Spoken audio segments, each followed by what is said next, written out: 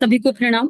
परम पूज्य गुरुदेव वंदे माँ के सानिध्य में जन्म शताब्दी पुस्तक माला 61 दुर्गति और सदगति का कारण हम स्वयं हैं। डे 6 देवत्व का स्वरूप। आइए गुरु चरणों को हृदय में धारण करें, भाव रूप से गुरु चरणों की पूजा करें। गुरु चरणों को अपनी हर इंद्री में अनुभव करने लगे। गुरु चरणों से निकलता हुआ प्रकाश हमारी पंच इंद्रियों को दिशा दे रहा है। हमारे हृदय में गुरुदेव के माता जी के चरण है, जो भी हमारे गुरु है उनके चरण है, उनकी चरण पादुकाएं हैं, और हम उन चरण पादुकाओं पर शरणागत हो गए और कह रहे हैं कि आप हमें जो स्वयं का अध्ययन करा रहे हैं परम पूज्य, हे परम वंदनीय, हे गुरु मंडल, हे देव मंडल, आप हमें जो स्वयं का अध्ययन करा रहे हैं, इस अध्ययन की ऊर्जा को हम अपने व्यवहारिक जीवन में उतार सके, हमारे आचरण में, हमारी भावनाओं में, हमारी विचारणाओं में परिवर्तन आ सके।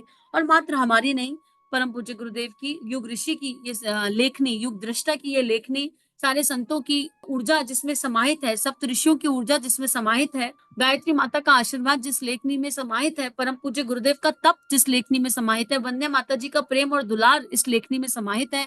ये लेखनी अनंत काल तक अनंत लोगों का मार्गदर्शन करे, इस सृष्टि पर, इस ब्रह्मांड में सभी के भीतर की दिव्यता का जागरण हो सके। इसी क्रम में आगे इदम श्री सद्गुरुवे नमः के भाव के साथ परम पूज्य गुरुदेव ने पिछली बार हमारी सोच को विस्तारित किया। हमें ये कहा कि हम छोटी सोच से बाहर आए, हम राष्ट्र के बारे में सोचें, देश के बारे में सोचें, भारत के बारे में सोचें, तो हम युद्ध की विषम परिस्थितियों से बाहर आ जाएंगे। जब हम लड़ेंगे ही नहीं, अभी तो हम छोटी छोटी चीजों पर लड़ाई झगड़ा करते हैं, अध्यात्म में लड़ाई झगड़ा करते हैं, धर्म के नाम पर लड़ाई झगड़ा करते हैं। गुरुदेव ने हर तरह की लड़ाई झगड़े को बंद करने का आह्वान किया। गुरुदेव ने कहा अपने भीतर जो लड़ाई झगड़े चल रहे हैं उनको बंद करो पहले। हमारे भीतर भी बहुत लड़ाई झगड़े चल रहे हैं, सारा कषाय कलमश तो भीतर बैठा है। शिवत्व की अवस्था पर आओ अभ्यास प्रयास करके, और फिर आपस में मत लड़ो। दो आध्यात्मिक लोग आपस में इसलिए लड़ रहे हैं कि मेरा रास्ता ठीक और तेरा रास्ता गलत। हम किसी भी बात पे लड़ने लग जाते हैं, हम किसी भी बात पे एक दूसरे से मन मुटाव कर लेते हैं, कोई कारण ही नहीं होता मन मुटाव का, पर कर बैठ जाते हैं। तो गुरुदेव ने हमें उन सब से मुक्त किया। अब जो उन सब से मुक्त हो जाएगा, क्या होगा उसके भीतर एक शांति होगी, उसके भीतर एक सुकून होगा, उसके भीतर एक आनंद होगा, और वो शांति की लहरें विश्व ब्रह्मांड में अपने आप फैलने लगेंगी। तरंगे हैं, हर देह से एक तरंग निकलती है। इस संसार में जितने मनुष्य हैं, जितने मानव हैं, उनकी देह से एक तरंग निकल रही है, क्योंकि विचार क्या है? तरंग है, शक्ति है, ऊर्जा है, और वो तरंगे यूनिवर्स में जाती हैं। कलयुग क्या है? कलयुग काली सोच की तरंग ही तो है। कलयुग का मतलब ज्यादा लोग काला सोचने लगे। काला मतलब नेगेटिव सोचने लगे, हिंसा का सोचने लगे, मार काट का सोचने लगे, लड़ाई झगड़े का सोचने लगे। ज्यादा लोग काला सोचने लगे और वो तरंगे जाकर यूनिवर्स में इकट्ठी हो गई, तो कलयुग बन गया। और सतयुग क्या है? सतयुग है सत्य की तरंग, अहिंसा की तरंग, प्रेम की तरंग, दिव्यता की तरंग। तो जब ज्यादा लोग अच्छा सोचने लगेंगे, सत्य के आधार पर सोचने लगेंगे, गुरु के आधार पर सोचने लगेंगे, ऋषियों के संतों के हिसाब से सोचने लगेंगे, तो ये तरंगे यूनिवर्स में इकट्ठी हो जाएंगी जाकर, और सतयुग आ जाएगा। तो कलयुग और सतयुग एक फ्रिक्वेंसी है। हमारे भीतर का सतयुग आ जाए बस, बाकी सब अपने आप ठीक हो जाएगा।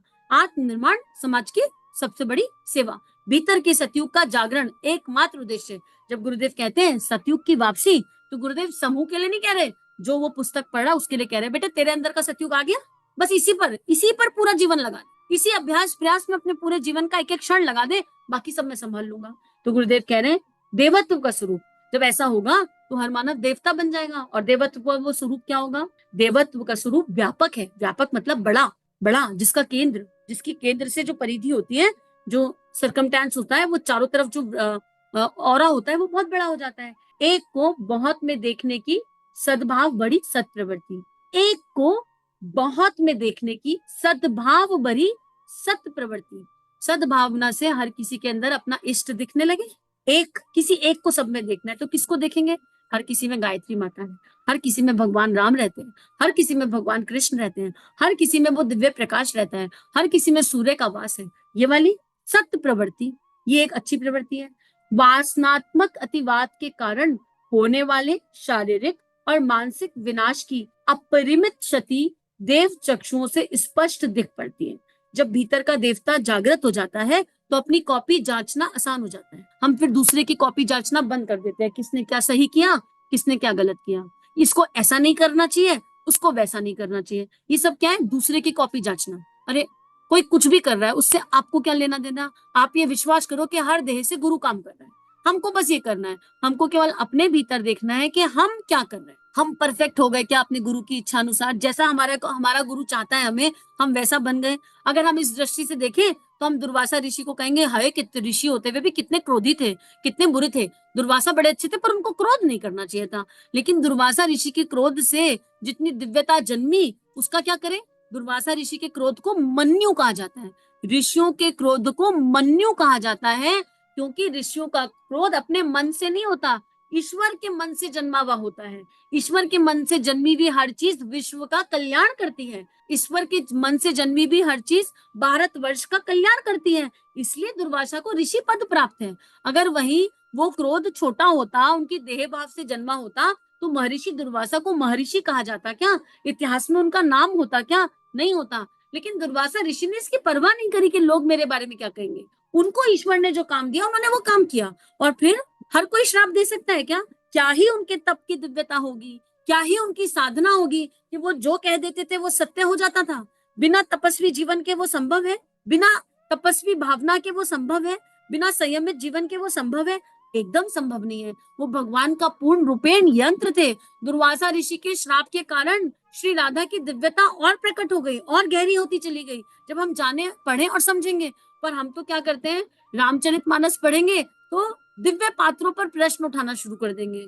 इसने ऐसा क्यों किया, उसने वैसा क्यों किया। हम उन दिव्य पात्रों की दिव्यता भी नहीं देख पाते। माँ केकई पर प्रश्न उठाना कितना सरल है, पर उनकी वो कितनी बड़ी विदुषी थी, उनके भीतर की दिव्यता क्या थी, ये तो कोई जान ही ना सका। वाल्मीकि रामायण पढ़े तो समझ में आता है कि भगवान राम का काम करने के लिए कोई बैड बुक्स में नहीं आना चाहता था। अकेली माँ केकई ने कहा कि इट्स ओके राम, तुम्हारा काम है तो मुझे कोई फर्क नहीं पड़ता संसार मेरे लिए क्या सोचेगा, मुझे कोई फर्क नहीं पड़ता कोई अपनी संतान का नाम केकई रखेगा कि नहीं रखेगा, पर I am okay to be in your bed. तुम्हारा काम नहीं रुकना चाहिए राम, तुम्हारा काम नहीं रुकना चाहिए। ये होती है दिव्यता अपने गुरु के प्रति समर्पण की। तो गुरुदेव कह रहे हैं कि हमें दृष्टा भाव में अपने भीतर की गंदगी दिखाई देने पर लगती है, और जब गंदगी दिखाई देने लगती है तो उस पर काम होना भी सरल हो जाता है। हमारी वासनात्मक प्रवृत्तियां क्षय होने लगती हैं। पूरा दिन हम वासनाओं में तो डूबे हैं, देह की वासनाएं, इंद्रियों की वासनाओं को तृप्त कर रहे हैं, हर तरह की वासनाओं को तृप्त कर रहे हैं, लेकिन वो दिखने लगता है। जब अपने भीतर की बुराई दिखने लग जाती है तो उस पर काम करना सरल हो जाता है। इस प्रकार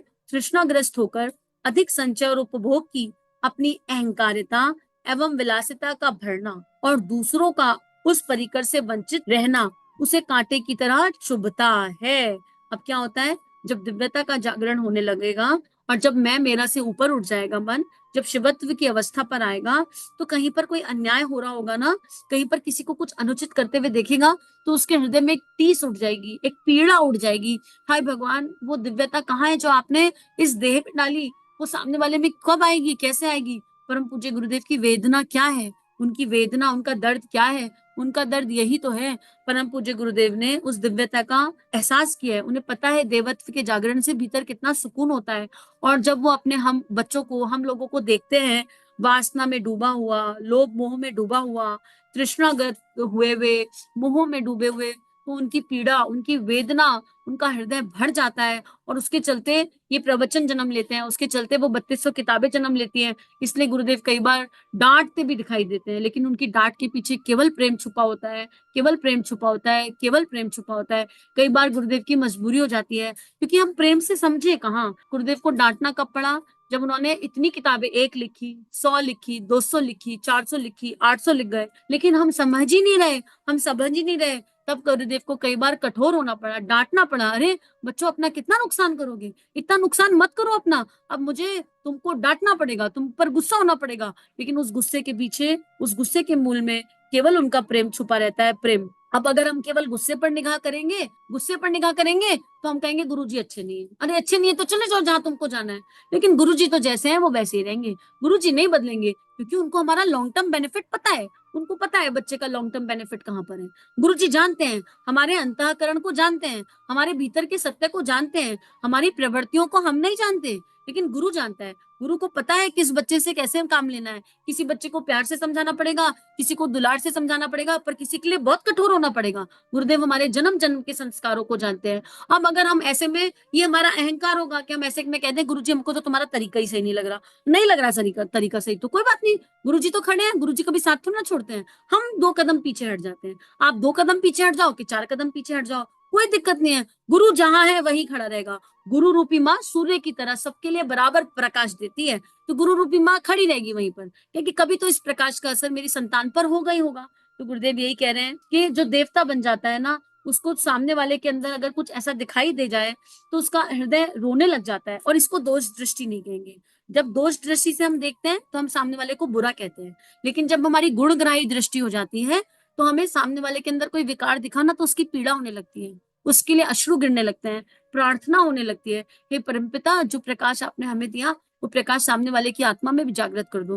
लेकिन जब दोष दृष्टि होगी तो हमें वो इंसान ही बुरा लगने लगेगा। अरे ये तो बहुत बोलते हैं, अरे इनके अंदर तो ये वाला वसन है, अरे ये तो ऐसे बुरे, अरे वैसे बुरे। तो ये दोष दृष्टि वालों की बात नहीं हो रही, लेकिन जिनकी गुणग्राही दृष्टि हो जाती है, भगवान अपना निमित्त बनाकर उनको कई बार सामने वालों का विकार दिखा देते हैं ताकि उनके लिए प्रार्थना करने के लिए कोई माध्यम मिल जाए।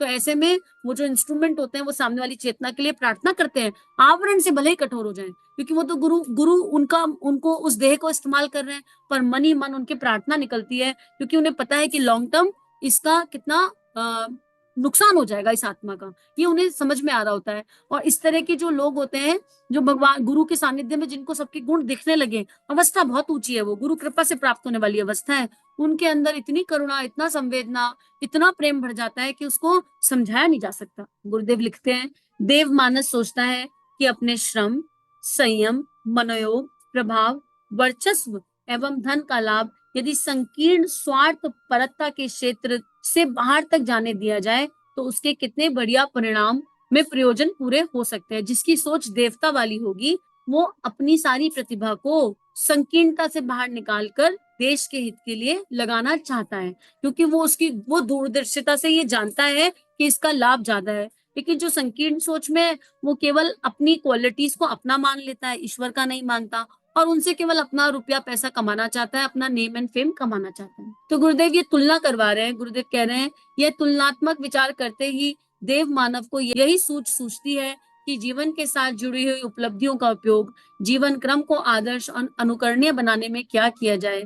शरीर और परिवार की सुविधाएं संचित करते रहने की लोभ मोहग्रसिता शुद्रता से ऊपर उठा जाए, और क्षमताओं तथा संपदाओं के रूप में जो भी कुछ उपलब्ध है उसे व्यापक क्षेत्र में सत प्रवृत्तियां बढ़ाने में लगाया जाए, उसे व्यापक क्षेत्र में सत प्रवृत्तियां लगाने में बढ़ाया जाए। और यहाँ पर एक विज्ञान और है, पता है हमें लगता है कि हम भगवान का काम कर रहे हैं, पर अल्टीमेटली ना भगवान का काम हम क्या ही करेंगे। अल्टीमेटली भगवान केवल हमारे विकास की व्यवस्था बना रहे होते हैं, भगवान केवल हम पर काम कर रहे होते हैं।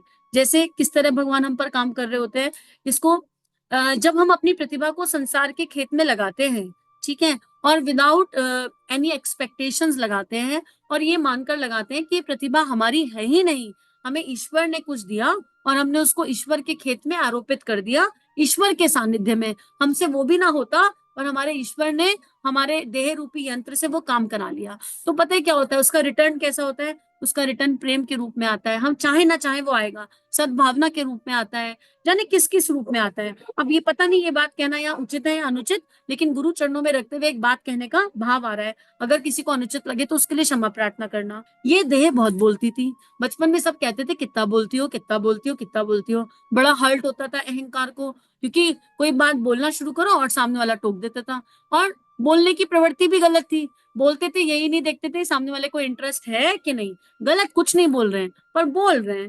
तो परम पूज्य गुरुदेव से रो रो के प्रार्थना करी कि मौन दे दो, मौन दे दो, हम बहुत बोलते हैं और जब हमें लोग टोकते हैं तो हमारा ईगो हर्ट होता है, हमारे अहंकार को चोट लगती है और हमको बिल्कुल अच्छा नहीं लगता, हमारा अंदर से मन रोने लगता है। तो आप हमें मौन नहीं दे सकते। परम पूज्य गुरुदेव ने प्रेम से कहा मौन तो नहीं दूंगा, पर क्योंकि गलत नहीं बोलते हो, इंटेंशन प्योर है, तो इस वृत्ति का अपने लिए उपयोग करूंगा। तुम इसका सुख दुख छोड़ दो, तुम इसका सुख दुख छोड़ दो, तो मैं इस संस्कार का अपने काम के लिए उपयोग कर लूंगा।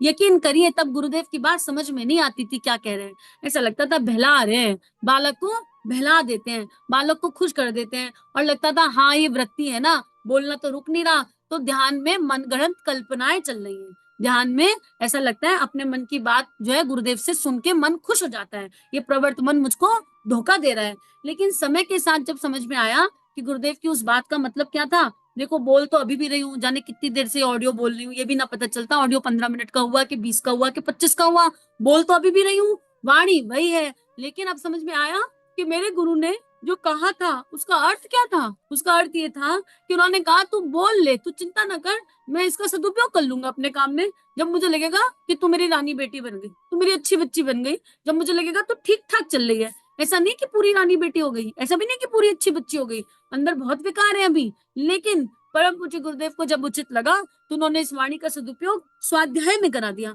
कि स्वयं का अध्ययन तो करती है, बोल बोल के कर ले, है ना, बोल बोल के कर ले, आगे मैं देख लूंगा, तू बस बोल के कर। जैसे तू सोचती है मैं तेरे सामने बैठा हूँ और मैं तुझे बोल बोल के सिखा रहा हूँ, ऐसे ही तू बोल बोल के स्वाध्याय कर ले। इस स्वाध्याय से अगर किसी एक का भी जीवन बन गया तो तेरा गुरु कार्य तो हो गया ना, तू गुरु कार्य करना चाहती है।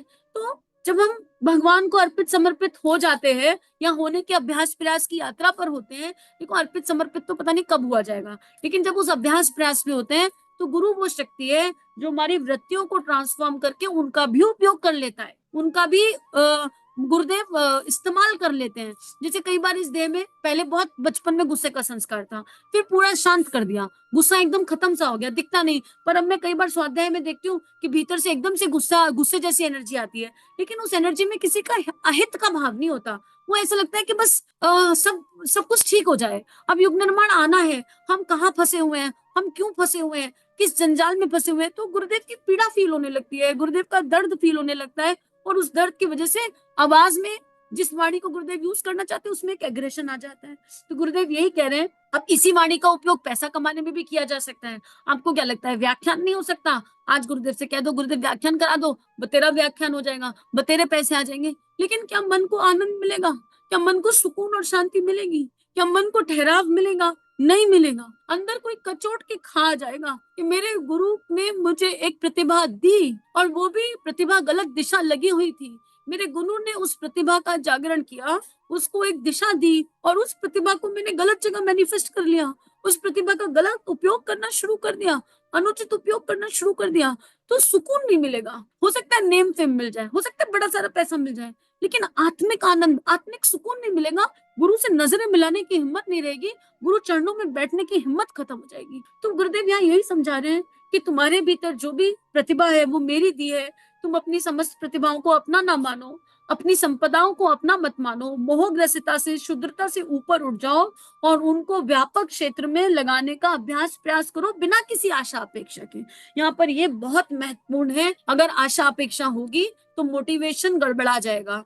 ये ऑडियो बना, इसको ज्यादा लोग सुने, ये एक आशा अपेक्षा है, इसको लोग सुने, ये एक आशा अपेक्षा है। मुझे गुरु के चरणों में बैठकर किया हुआ स्वाध्याय गुरु को अर्पित समर्पित करना है, उसके बाद क्या होगा मुझे नहीं पता, मेरे गुरु का डिपार्टमेंट है, हो सकता है मरने के बाद लोगों को ज्यादा समझ में आए, मुझे कोई लेना देना नहीं है उससे। अगर मेरी एनर्जी, अगर इस देह की एनर्जी उस तरफ चली गई तो ये स्वाध्याय उसी क्षण रुक जाएगा, क्योंकि क्या होगा, वृत्ति आ गई, लोकेशना आ गई, नेम एंड फेम की चाह आ गई, मोह शुद्रता आ गई। तो इस बात का ध्यान रखते हुए देव स्तर की गतिविधियों को अपनाना चाहिए।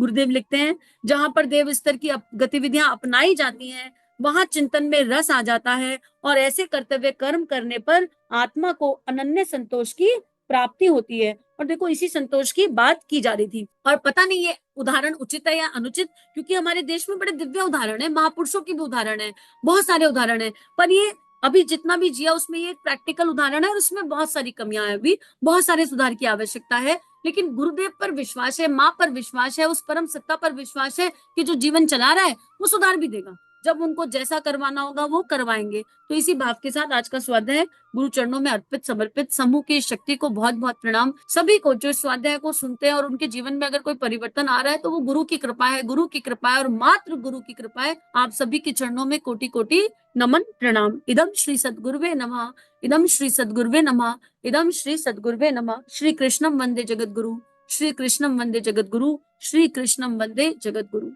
चलिए समाज में कुछ अच्छा बांटें। अगर ये वीडियोस आपकी लाइफ को कंट्रीब्यूट कर रहे हैं, ये भावनाएं आपके हृदय को स्पर्श कर रही हैं, तो इन भावनाओं को विश्वव्यापी बनाने में हमारी सहायता कीजिए। चैनल को लाइक कीजिए, सब्सक्राइब कीजिए और पूरे विश्व में इस चैनल को पहुंचा दीजिए ताकि संतों की लेखनी से जन जन का कल्याण हो सके। जय हिंद, जय भारत।